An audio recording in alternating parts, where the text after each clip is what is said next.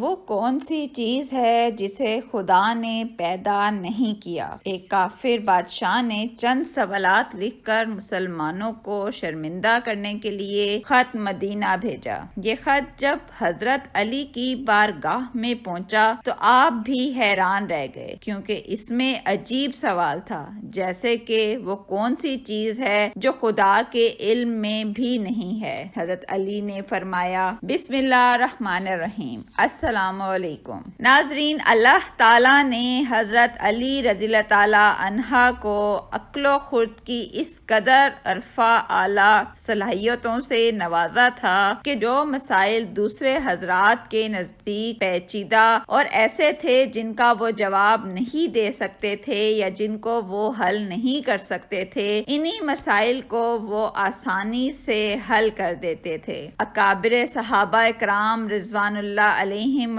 اجمعین ایسے اوقات سے پناہ مانگتے تھے کہ جب ہم پر کوئی مشکل مسئلہ پیش آ جائے اور اس کے حل کے لیے حضرت علی رضی اللہ تعالیٰ عنہ موجود نہ ہوں۔ ایک دفعہ یہودیوں کی ایک جماعت حضرت علی رضی اللہ تعالیٰ عنہ کے پاس آئی اور وہ حضرت علی کرم اللہ وجہ الکریم کی علم اور دانائی کے مقام سے واقف تھے۔ وہ نادان یہ سوچ کر آئے تھے کہ اگر کسی طریقے سے وہ حضرت علی رضی اللہ تعالیٰ عنہ کو علمی بنیاد پر شکست دے دیں تو اس سے مسلمانوں کو شرمندگی ہوگی اور ہر طرف ہمارا ڈنکا بجنے لگے گا۔ اس یہودی جماعت نے یہ بھی منصوبہ بنایا کہ ہم نہ صرف آپ سے سوال کریں گے بلکہ آپ سے سوال آپ کی کتاب یعنی قرآن مجید سے نہیں بلکہ اپنی کتاب تورات سے کریں گے۔ اس جماعت نے من ہی من میں یہ سوچ لیا تھا کہ اگر حضرت علی رضی اللہ تعالیٰ عنہ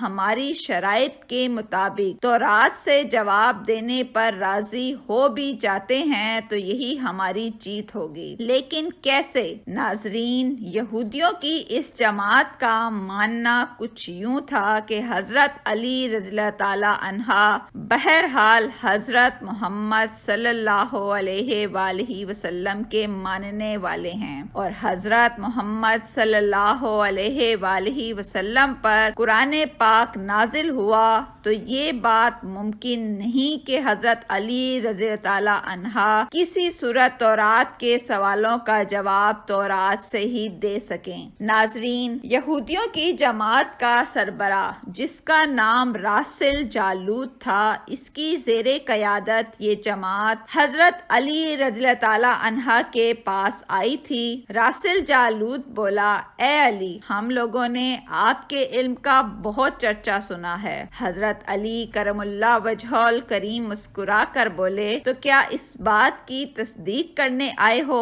راسل جالوت بولا، ہم آپ سے چند سوالات کریں گے، آپ کو ان سوالوں کا جواب ہماری کتاب تورات سے دینا ہوگا، اور اگر آپ نے سب کے سامنے ہمارے سوالوں کے جواب دے دیے تو ہم آپ کو باب العلم مان لیں گے۔ حضرت علی کرم اللہ وجہ الکریم نے مسکرا کر جواب دیا، میں فی الحال اس بات سے بالکل غافل ہوں کہ تم لوگ کیا سوالات کرو گے اور تم کیا سوچ کر آئے ہو۔ اگر میں تمہارے سوالات کا جواب دینے میں کامیاب ہو گیا تو کیا تم لوگ دین اسلام قبول کرو گے؟ یہودی اس بات پر آمادہ ہو گئے کہ اگر ان کے تمام سوالوں کے جواب انہیں تورات سے مل گئے تو وہ یہودی مذہب چھوڑ کر اسلام قبول کر لیں گے، اور یہ اس بات کی دلیل ہوگی کہ جن سے آپ نے علم سیکھا ہے وہ یقیناً اللہ کی طرف سے بھیجے گئے سچے نبی تھے۔ ناظرین، اب تمام معاملات طے پا چکے تھے اور پورا مجمع خاموش ہو کر بیٹھ چکا تھا۔ سوالوں کا سلسلہ شروع ہوا۔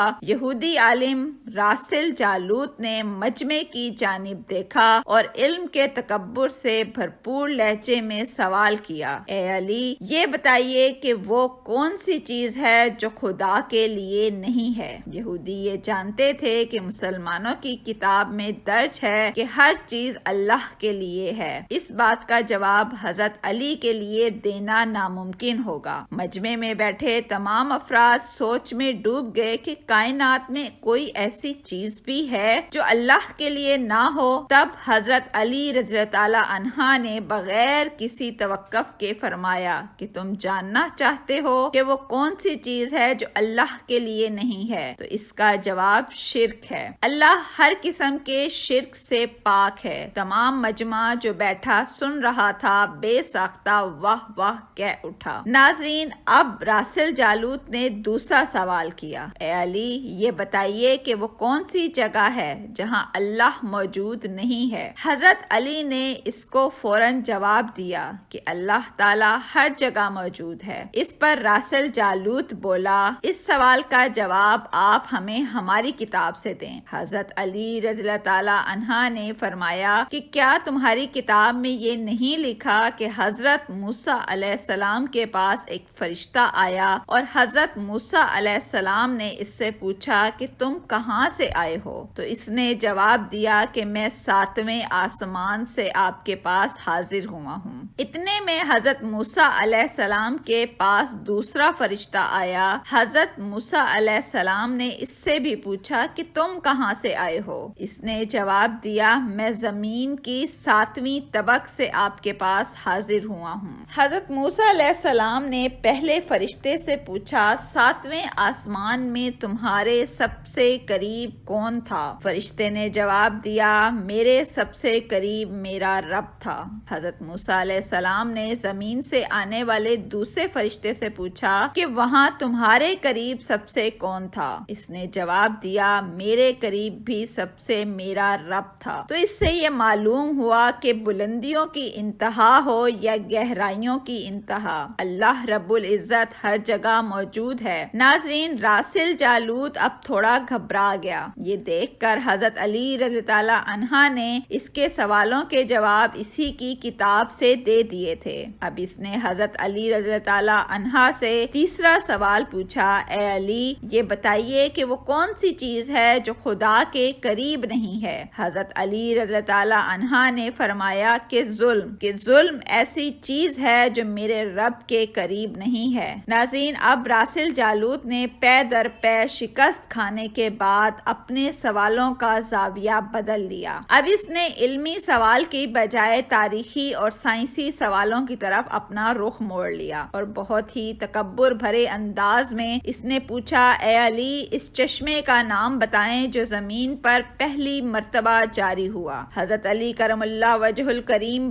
بولے کہ اس چشمے کو چھوڑو، پہلے یہ بتاؤ کہ تمہارے دل میں کیا ہے، اور تمہارے دل میں یہ ہے کہ وہ چشمہ بیت المقدس کی ایک چٹان کے نیچے ہے۔ راسل جالوت کے منہ سے بے ساختہ ہاں نکلا۔ تو حضرت علی بولے کہ آج اپنی اصلاح کر لو، کیونکہ زمین پر بہنے والا پہلا چشمہ وہ ہے جس سے حضرت خضر علیہ السلام نے پانی پیا، اور یہی وہ چشمہ ہے جس سے آب حیات جاری ہوا۔ ناظرین، راسل جالوت اب مزید گھبرا گیا تھا۔ اس نے اس گھبراہٹ میں حضرت علی رضی اللہ عنہ سے ایک اور تاریخی سوال کیا، اے علی یہ بتائیے کہ وہ کون سا پتھر ہے جو آسمان سے پہلی دفعہ اتارا گیا؟ حضرت علی نے جواب دینے سے پہلے ایک جملہ کہا، یقیناً تم لوگوں کے ذہنوں میں پہلا پتھر وہ ہے جو بیت المقدس میں نصب ہے، لیکن تم اس بات کو کیوں بھول جاتے ہو کہ خانہ کعبہ بیت المقدس سے کہیں زیادہ پرانا ہے، اور حجر اسود اسی وقت نصب کیا گیا جب خانہ کعبہ پہلی دفعہ تعمیر ہوا تھا، اور وہی پہلا پتھر ہے۔ یہودی آپ کے جوابات سن کر ہمت نہ کر سکے کہ انہیں غلط قرار دیں، کیونکہ وہ ہر جواب انتہائی دلیل کے ساتھ دے رہے تھے اور ان کی اصلاح بھی کرتے جا رہے تھے۔ اب کی بار راسل جالوت نے ایک صاحب سے سوال پوچھا۔ اس نے پوچھا، یہ بتائیے کہ وہ کون سی چیزیں ہیں جو مسلسل کم اور زیادہ ہوتی رہتی ہیں؟ حضرت علی بغیر کسی توقف کے بولے، تم اپنے ماہ و سال پر غور کرو تو تمہیں خود ہی اس سوال کا جواب مل جائے گا۔ راسل جالوت نے پوچھا، وہ کیسے؟ آپ نے فرمایا، کوئی دن اگلے دن کے برابر نہیں ہوتا، اسی طرح سے گزشتہ رات اگلی رات کے برابر نہیں ہوتی۔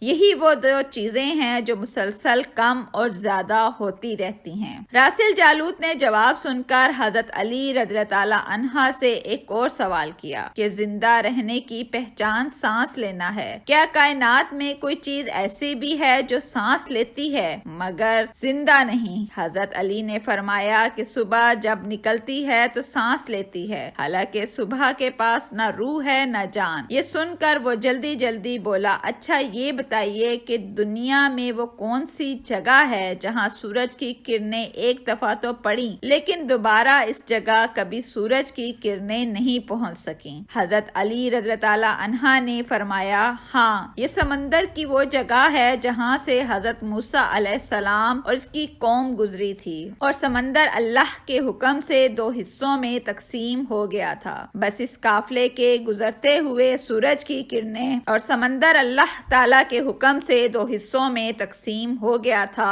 بس اس قافلے کے گزرتے ہوئے سورج کی کرنیں اس جگہ ضرور پڑی تھیں، لیکن اس کے بعد سورج کی کرنیں کبھی بھی وہاں تک نہیں پہنچ سکیں۔ ناظرین، جواب پاتے ہی اس نے حضرت علی رضی اللہ عنہ سے پھر سوال کیا، اچھا یہ بتائیں کہ وہ کون سی دو چیزیں ہیں جو ہمیشہ غائب رہتی ہیں اور وہ کون سی دو چیزیں ہیں جو ہمیشہ حاضر رہتی ہیں؟ حضرت علی رضی اللہ عنہ نے فرمایا کہ آسمان اور زمین کی طرف دیکھو، یہ دونوں تمہیں کبھی غائب نظر نہیں آئیں گی، یہ دونوں ہمیشہ حاضر رہتے ہیں، اور موت اور زندگی کو ڈھونڈو تو تمہیں ان کے بارے میں کبھی پتہ نہیں چلے گا کہ وہ کہاں ہیں اور کب آ جاتی ہیں۔ اگلا سوال راسل جالوت نے یہ کیا کہ اے علی، یہ بتائیے کہ وہ کون سی چیز ہے جس کا خالق خود اللہ ہے مگر اسی کے بارے میں خود سوال بھی کرتا ہے؟ حضرت علی بولے، موسیٰ علیہ السلام کا عصا کے بارے میں اسی نے خود موسیٰ علیہ السلام سے سوال بھی کیا اور پوچھا کہ موسیٰ، یہ آپ کے ہاتھ میں کیا ہے؟ پھر اس نے اگلا سوال کیا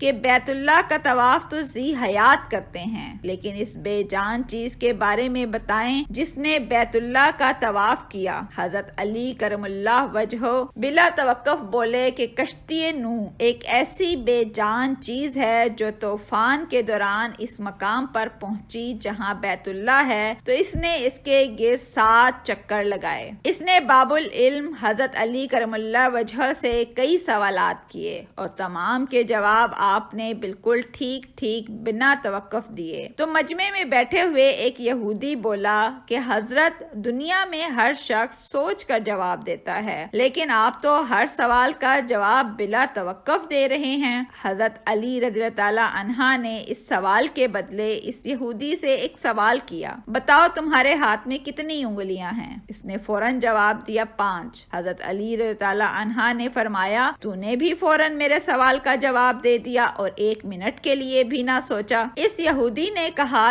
یا علی، یہ کیسی بات ہوئی؟ مجھے معلوم ہے کہ میرے ہاتھ میں 5 انگلیاں ہیں۔ یہ سن کر حضرت علی رضی اللہ عنہ نے مسکراتے ہوئے کہا، مجھے بھی یہ سارے علم ایسے ہی معلوم ہیں جیسے تجھے یہ معلوم ہے کہ تیرے ہاتھ میں 5 انگلیاں ہیں۔ یہودی نادان نہیں جانتے تھے کہ باب العلم کے پاس کائنات کے رازوں کا علم ہے، لیکن جب انہیں تمام سوالات کے جوابات ٹھیک ٹھیک مل گئے تو راسل جالوت سمیت تمام گروہ نے کلمہ پڑھا اور سب کے سب دائرہ اسلام میں داخل ہو گئے۔ اللہ اکبر۔ مناقب علی میں علامہ ابن جوزی لکھتے ہیں کہ حضرت عمر فاروق جب خلافت کی مسند پر بیٹھے تو انہوں نے یہ بات کس وقت کہی تھی کہ میں اس مشکل وقت سے اللہ تعالیٰ کی پناہ چاہتا ہوں جس کے حل کرنے کے لیے حضرت علی رضی اللہ عنہ میرے پاس موجود نہ ہو۔ اس کے جواب میں علامہ صاحب خود ہی لکھتے ہیں کہ ایک دفعہ کیسر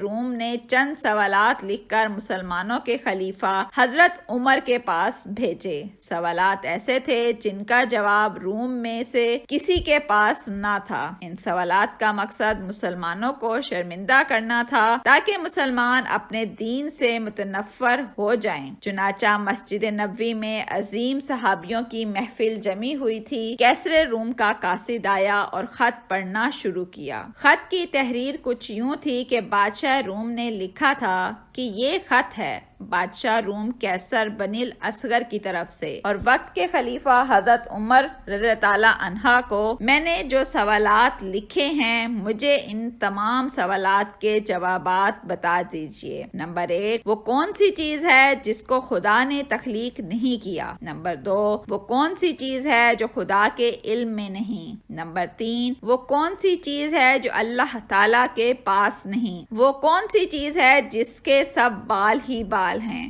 وہ کون سی چیز ہے جس کا صرف منہ ہی منہ ہے؟ وہ کون سی چیز ہے جس کے صرف پاؤں ہی پاؤں ہیں؟ وہ کون سی چیز ہے جس کی صرف آنکھیں ہی آنکھیں ہیں؟ وہ کون سا بندہ ہے جس کا خاندان نہیں؟ وہ کون سی چیز ہے جو شکم مادر میں نہیں؟ وہ کون سی بے جان چیز ہے جو سانس لے سکتی ہے؟ وہ کون سی بے جان چیز ہے جو سانس نہیں لے سکتی؟ ناقوس کی آواز کا معنی کیا ہے؟ وہ کون سی چیز ہے جس میں ایک مرتبہ پرواز کی؟ وہ کون سی چیز ہے جس پر صرف ایک بار سورج چمکا؟ وہ کون سا درخت ہے جس کے سایہ کو تیز رفتار سوار 100 سال دوڑ کر بھی عبور نہیں کر سکتا؟ وہ کون سا درخت ہے جو دھوپ اور پانی کا محتاج نہیں؟ دنیا میں اس کی مثال کیا ہے؟ جنت کے برتن جس میں مختلف قسم کے کھانے ہوتے ہیں، جنتی لوگ ایک دوسرے سے ملتے ہیں۔ دنیا میں اس کی مثال کس طرح کی ہے؟ جنت کے سیب سے حوریں برآمد ہوں گی لیکن اس میں ذرا بھر کمی واقع نہیں ہوگی۔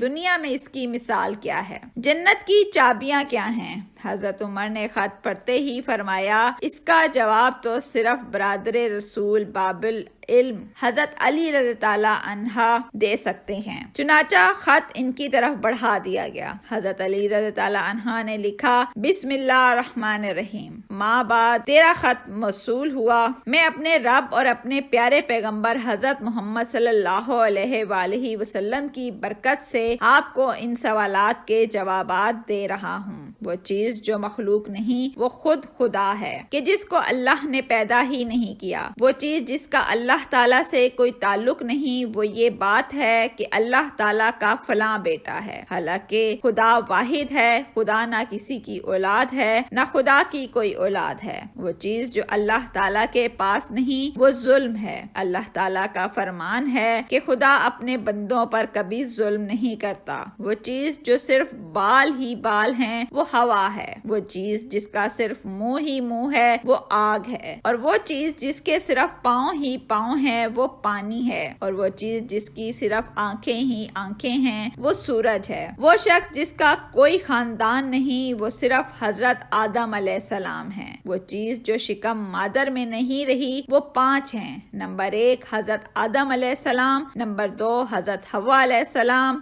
نمبر 3 حضرت اسماعیل علیہ السلام کی قربانی کا دمبا، نمبر 4 حضرت موسیٰ علیہ السلام کا عصا، اور نمبر 5 حضرت صالح علیہ السلام کی اونٹنی۔ وہ بے جان چیز جو سانس لیتی ہے وہ صبح ہے۔ ناقوس کی آواز کے معنی یہ ہیں، حق ہے، حق ہے، ٹھہرو ٹھہرو، خدا عادل ہے اور وہ سچا ہے۔ کوہ طور پر وہ پرندہ جس نے ایک مرتبہ پرواز کی تھی، دریائے نیل کی سرزمین پر سورج ایک بار چمکا۔ جس جگہ حضرت موسیٰ علیہ السلام نے اپنا عصا مبارک مار کر رستہ بنایا تھا، وہ درخت جس کو میں اگر تیز رفتار کے ساتھ بھی چلوں تو 100 سال تک پار نہیں کر سکتا، وہ شجر توبہ کا درخت ہے جس کی شاخ جنت کے ہر محل میں جاتی ہے۔ دنیا میں اس کی مثال سورج ہے جس کی کرنیں ہر گھر میں پہنچتی ہیں، تمام زمین اس کی روشنی سے روشن ہو جاتی ہے۔ وہ درخت جو پانی کے بغیر اگایا تھا وہ درخت ہے جو حضرت یونس علیہ السلام کے لیے اگایا گیا تھا۔ اللہ تعالیٰ نے ارشاد فرمایا، ہم اپنے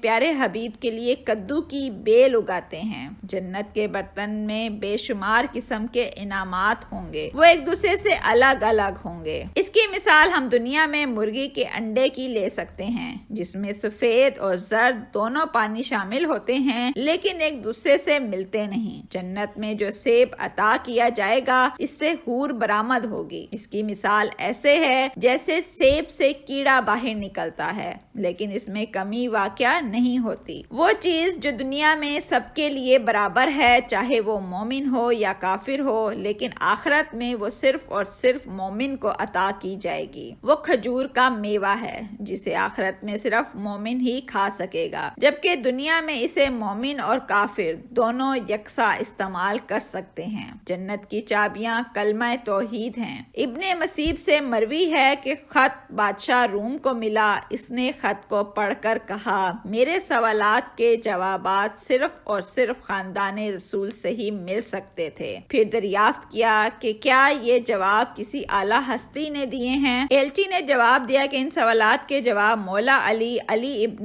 ابی طالب رضی اللہ عنہ، جس کو حضرت محمد صلی اللہ علیہ وسلم نے علم کا دروازہ کہا ہے، انہوں نے دیے ہیں۔ اس شخصیت نے یہ جواب دیے ہیں۔ یہ خط پڑھنے کے بعد کیسر روم نے حضرت علی رضی اللہ عنہ کو خط لکھا کہ مجھے آپ کا ارسال کیا ہوا خط مل گیا ہے۔ وہ پڑھ کر مجھے یقین ہو گیا ہے کہ آپ اہل بیت ہیں اور رسالت کا قیمتی خزانہ ہیں۔ آپ ہی حقیقی شجاعت اور علم کے وارث ہیں۔ کیسر روم نے اپنے دوسرے خط میں لکھا کہ میری یہ خواہش ہے کہ آپ مجھے مذہب اور دین کی مزید معلومات بھیجیں۔ میں خاص طور پر روح کی وضاحت چاہتا ہوں، جس کا ذکر خدا تعالیٰ نے اپنی کتاب قرآن مجید میں کیا ہے۔ اے نبی، لوگ روح کے بارے میں تجھ سے پوچھتے ہیں، تم انہیں بتا دو کہ روح میرے پروردگار کا امر ہے۔ یہ روح کیا چیز ہے؟ مولا علی رضی اللہ عنہ نے جواباً خط میں یہ لکھا کہ ماں بعد روح ایک نورانی نقطہ ہے